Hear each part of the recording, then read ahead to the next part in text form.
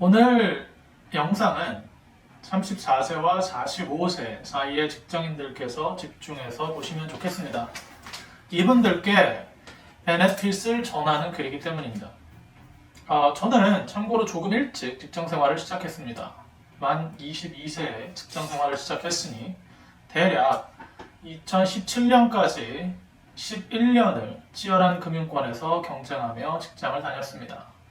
여러분께서도 제가 직장을 다니면서 느꼈던 두 가지 스트레스를 여러분도 공감하시지 않을까 싶습니다. 첫째, 회사 그만두고 싶다입니다. 주변에 짜증나는 인간 혹은 악인들이 너무 많습니다. 둘째, 도대체 왜 맨날 이렇게 시간이 부족하지?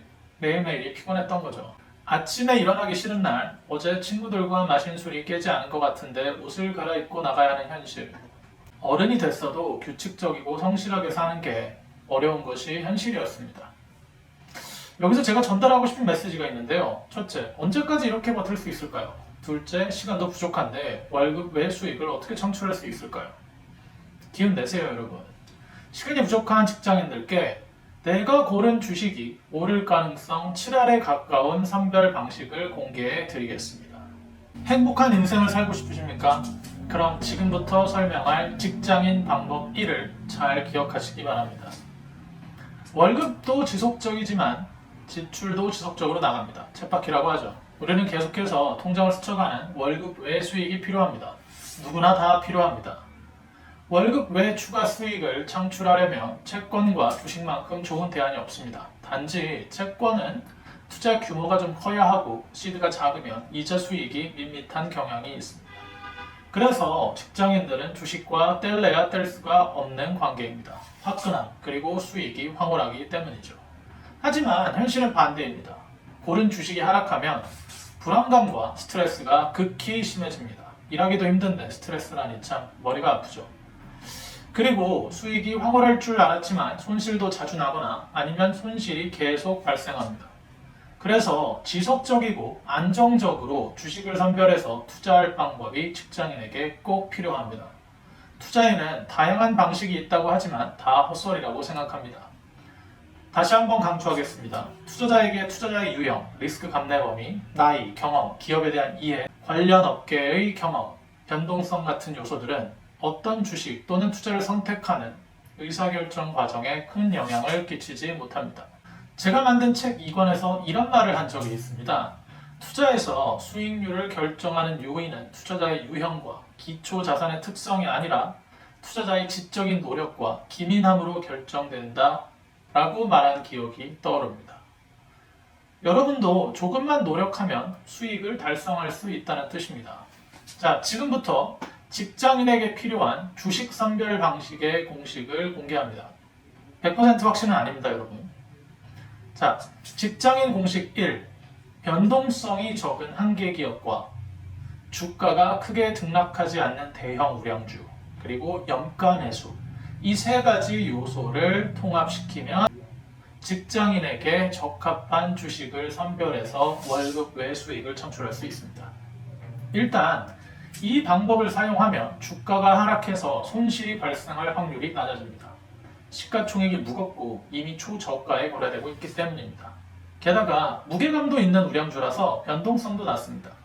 직장인들이 업무에 치중하다가 주식창 봤을 때 또 이러네 라는 생각이 덜 들 것입니다. 자, 이제 이런 주식을 매수하면 어떤 메리트가 있는지도 설명해 드리겠습니다. 이런 주식을 매수하면 하락장이나 변동성에 대응할 필요가 없습니다. 변동성도 낮지만 이미 저가에 거래되고 있어 주식을 파는 사람이 많이 없습니다. 그러니 주가가 더 하락하기도 쉽지 않고요.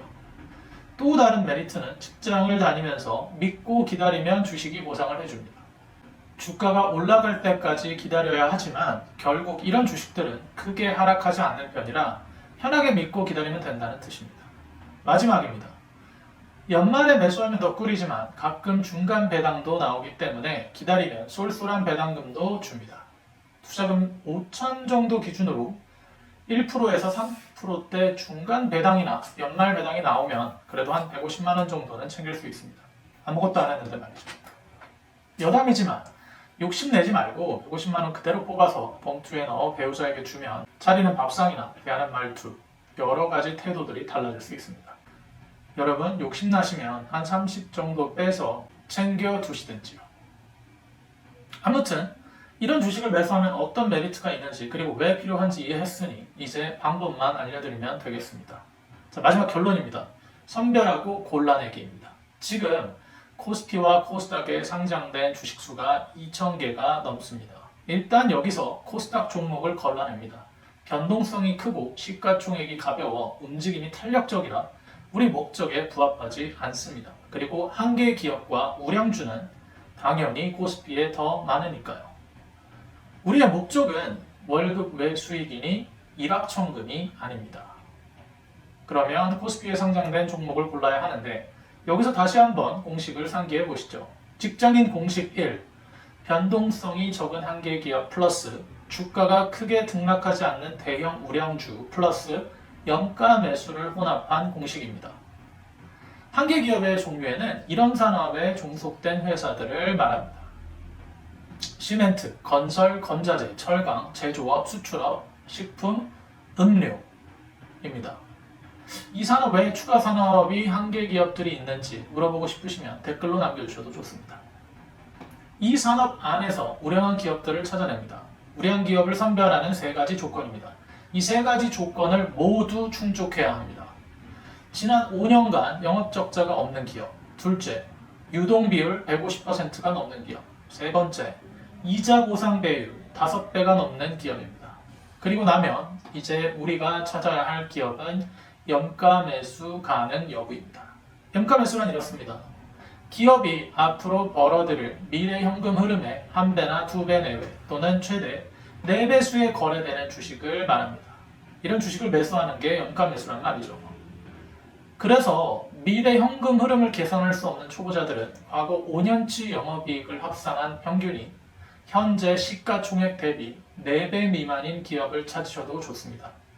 논란의 여지가 좀 있겠지만 이 방법 그냥 쓰셔도 됩니다.